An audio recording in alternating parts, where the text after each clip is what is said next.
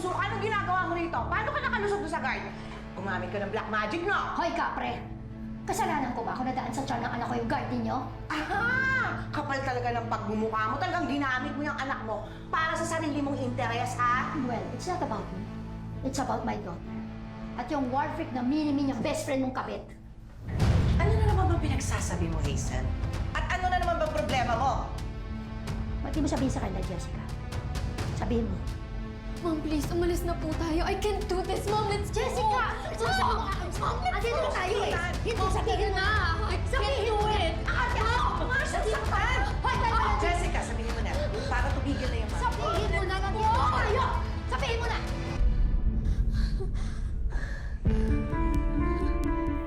Ano bang hinihintay mo? Sabihin mo na, Jessica! Pinalayas po ako ni Ate Colleen, Tita Felma. At sinaktan niyo po ako.